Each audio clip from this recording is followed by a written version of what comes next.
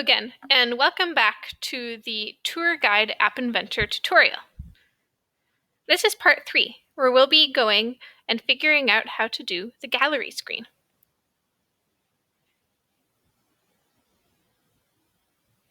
Here we are looking at the gallery screen. If you want to know how to get to it, just click on the screens up here and click on gallery screen yourself. Let's take a look at the components. Here we have a camera button and an instruction label. The camera button is the button you'll press to activate the camera and take a photo. The instruction label just gives the instructions and explains to the user what to do. The horizontal arrangement is around both of these buttons. It's just a layout component that allows you to put the two components horizontally next to each other instead of vertically, the way the App Inventor does by default.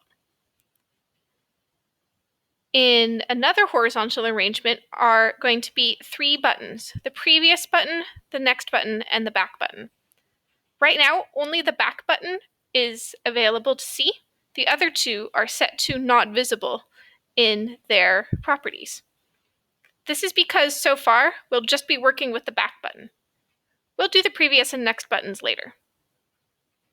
In between the 2 arrangements, you can see that there's an image component. The image component is where the actual photos that you take will show up in your gallery. For non-visible components, we have the TinyDB and the camera. You can see them down here in the non-visible component section. This is because they don't actually show up on screen, but they do a lot of work in the background. The TinyDB is a database where you'll be keeping all of your photos. TinyDB is great because it'll keep the photos that you've taken, and even if you close the app in between, they'll still be saved the next time you open it. The camera is what you'll use to take the picture, and it will activate your device's camera mode. All right, let's go back to the location screen. If you remember, we have a button that brings us to the gallery. It was also not visible. Let's activate it and make it visible. Go into its properties and check the visible check. As you can see, the button is now usable and visible. Let's make it so that when you press the gallery button, it brings you to the gallery screen. To do this, let's go into blocks. This is what we did in the last section, but we need to add one more thing now. When the gallery button is pressed, when it's clicked, well, you want to switch screens and go to the gallery screen instead. To do this, go into Control and do Open Another Screen name. If you remember, we did something similar to go from the main screen to this screen. But instead, we used Open Another Screen name with a start value.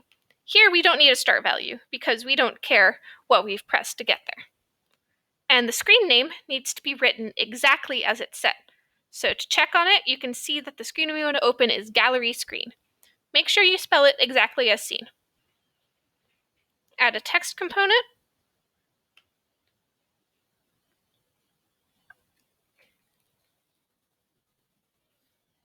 And there we go. Now the button should bring you to the gallery screen. All right, now that we've established the transition between screens, let's go to gallery screen and actually code it. So what do you want to happen once you're in the gallery screen? Well, you want to be able to take a picture. And to do this, you want to be able to press the button that says Take Picture. This is the camera button. So you can do when the camera button is clicked, you want the camera to take a picture. Go into the camera component and pull out callCamera.takePicture. This will open up your device's camera app and allow you to take a picture. Then when the picture is taken, you want the picture to show up. You want to show it up here, in image 1, in the center of the screen. So, once the picture is taken, the camera will immediately trigger this block, when camera1.afterPicture. This immediately triggers right after the picture is taken. Image is a special variable that only this block knows, and it corresponds to the photo that was just taken. So once the photo has been taken, you want to set image1.picture to be the image that was just taken. Now, pressing the button should take the picture and show it up on the gallery screen. Go ahead and test this using the App Inventor companion. Take a photo and see how the gallery screen changes. Note that my tablet's default orientation is landscape mode, so I'll be taking all my photos in landscape mode. Go ahead and experiment with your device and see which orientation is best for you. Okay, so let's go into one of the locations. Don't worry, I've muted some of the text-to-speech component here. Now, let's try and press the gallery button. This will bring us to the new gallery. As you can see, we have some buttons set up already. Now, if you press the Take Picture button, you can press Photo and then press OK. Then it's added to your gallery. Note that if you were to restart the app like I just did and go to the gallery, it's now empty. Being able to take photos is good, but the trouble right now is that if you were to use the tour guide app and then close it for a little while and then reopen it, the photos that you'd taken before wouldn't be saved. We want to be able to use TinyDB to save those images between opening and closing the app. TinyDB is a long-term storage component that uses your mobile device. Instead of using variables to store the images, which are temporary and wipe when you close the app, we'll use TinyDB, which will store the images in local storage on your device. So when you close and reopen the app, data is available for retrieval from the device via TinyDB. If you look at the TinyDB components, you're able to store and get values. Here, you can actually store the value of the image that you got. So after you've taken the picture, let's store it in TinyDB. The value we want to store is the image itself, because that's what we want to save. The tag is the name by which it's referred to in TinyDB. Let's set the tag to be photo, which is pretty descriptive. We'll use the text box.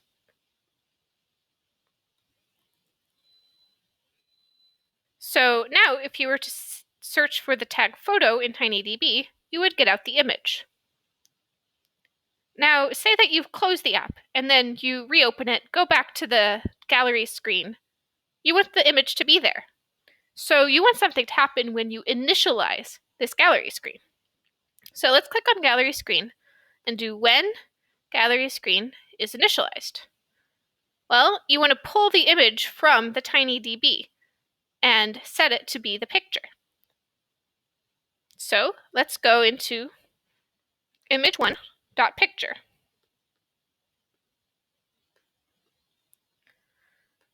We need to set its picture to be the contents of photo in TinyDB. Go to TinyDB and do get value. The value that we want to get, its tag, is named photo. That's what we set it to be. So we can duplicate it and do that. Now, if TinyDB is empty, so maybe it's the first time you've ever used the app and you've never taken any pictures, you don't want anything to show up. So it's good to have this empty box. If there's no tag, we don't add anything to the picture. All right, go ahead and test your app now and make sure that you can take a picture, close the app, reopen it, and the picture is still there. Okay, now that we have the TinyDB set up, let's try it out on some photos.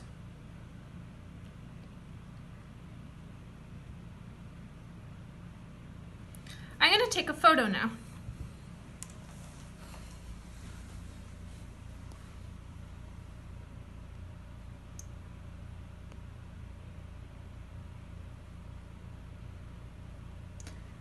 Here, you can see that it's saved. Now, let's close the app and reopen it and see if it's still there. All right, now that we restarted the app, let's go to the gallery.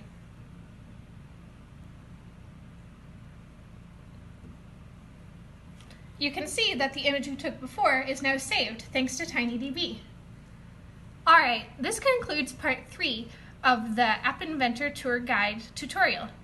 Join me for part 4, where we'll be setting up forwards and back buttons to be able to go through and take several saved photos.